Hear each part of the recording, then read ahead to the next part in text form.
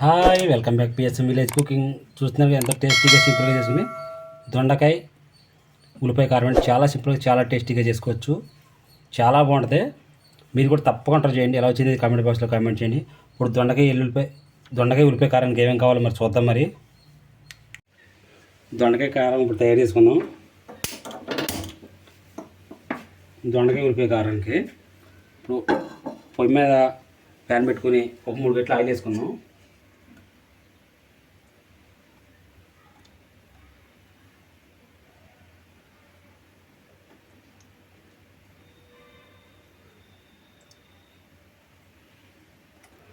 Oil కాసేపు heat ఎక్కనిద్దాం.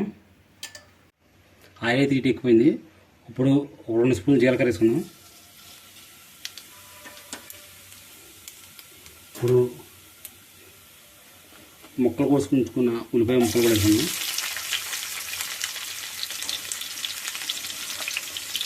సన్నంగా ఏం కోసుకోక్కర్లేదు. ఈ లైట్గా మగ్గాక మళ్ళీ మిక్సీ పట్టుకోవాలి కాబట్టి మీడియంగా కోసం సరిపోద్ది ఉల్లిపాయ ముక్కలు.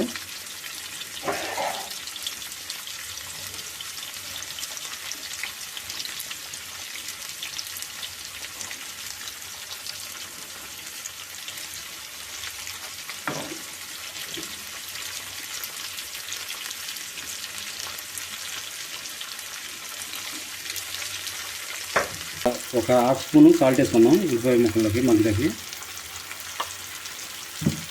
వేసుకుని మొత్తం ఒకసారి కలుపుకుందాం.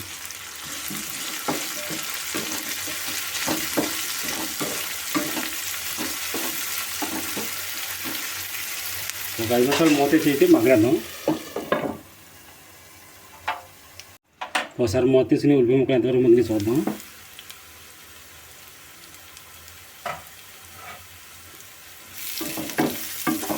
ఉల్లిపాయలు అయితే మగ్గిపోయి దీంట్లోకి ఒక చిటికెడంత చింతపండు వేసుకున్నాం.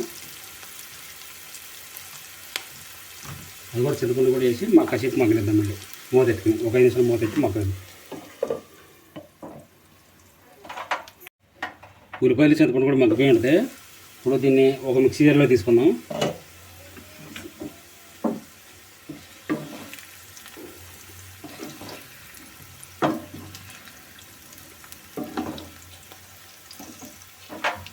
మిక్సీ జార్లో తీసుకుని పక్కన ఉంచుకున్నాను.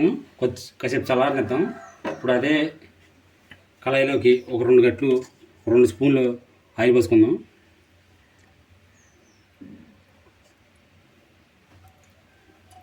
ఆయిల్ అయితే కొద్దిగా హీట్ ఎక్కనిద్దాం. ఆయిల్ అయితే హీట్ ఎక్కింది. ఇప్పుడు మనం సన్నగా కోసి ఉంచుకున్న దొండకాయ ముక్కలు అయితే వేసుకుందాం.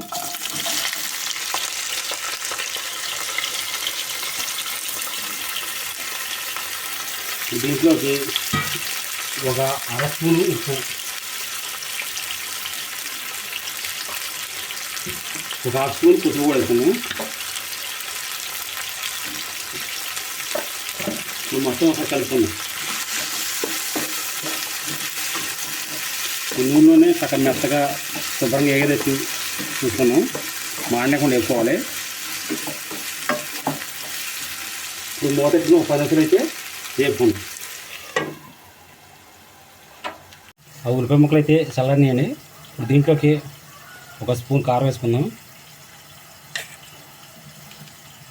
ఒక 10-15 ఎల్లుల్లిపాయ రబ్బలు వేసుకుందాం. ఇప్పుడు దీన్ని మెత్తగా పేస్ట్ పెట్టుకుందాం. చూసారు, ఈ విధంగా అయితే మెత్తగా పేస్ట్ పెట్టుకున్నాము. ఇప్పుడు దీన్ని పక్కన ఉంచుకుందాము. దొండకాయ ముక్కలు చూద్దాం తీసి. దొండకాయ ముక్కలు మగ్గిపోయిన శాంతం. దీంట్లో 2 రెమ్మలు కరివేపాకు వేసుకుంటున్నాను.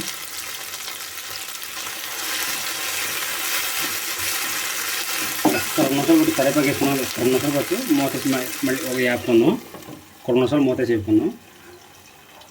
తీసుకున్నప్పుడు స్టవ్ని సిమ్లో పెట్టుకున్నాం. పెట్టుకుని ఇందాక ఆడించుకున్న మసాలా పేస్ట్ ఉంది కదా, అది మొత్తం వేసుకుందాం.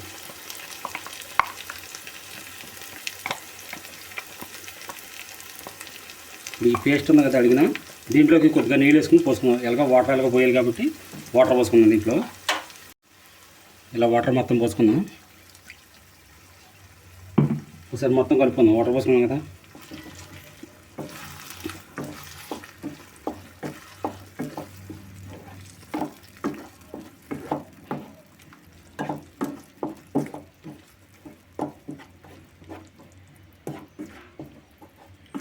చూసారుగా ఎంత టేస్టీగా సింపుల్గా చేసుకుని దొండకాయ ఉల్లిపాయ కారం చాలా బాగుంటుంది, చాలా సింపుల్గా చాలా టేస్టీగా ఉంటుంది. ఈ వీడియో మీకు నచ్చినట్టయితే లైక్ చేయండి, షేర్ చేయండి, అలాగే మన ఛానల్ సబ్స్క్రైబ్ చేయండి. ఇప్పుడు స్టవ్ని మీడియం ఫ్లేమ్లో పెట్టుకుని ఒక 5 నిమిషాలు మూత వేసుకుని ఉడకనిద్దాం. మన ఉల్లిపాయ కారం ఎంతవరకు రెడీ అయిందో చూద్దాం. ఉల్లిపాయ కారం అయితే రెడీ అయిపోయింది. చూసారుగా ఇలా ఆయిల్ పైకి తేలాలి. చాలా సింపుల్గా చాలా టేస్టీగా చేసుకోవచ్చు. మీకు కూడా తప్పకుండా ట్రై చేయండి. ఎలా వచ్చింది కామెంట్ బాక్స్లో కామెంట్ చేయండి. తప్పకుండా ట్రై చేయండి. మీరు కూడా చాలా సింపుల్గా చాలా టేస్టీగా చేసుకోవచ్చు. వేడి అన్నంలోకి చాలా బాగుంటుంది. ఈ వీడియో కూడా మీకు నచ్చినట్లయితే లైక్ చేయండి, షేర్ చేయండి, అలాగే మన PSM village cooking channel subscribe చేయండి. Thank for watching. బాయ్.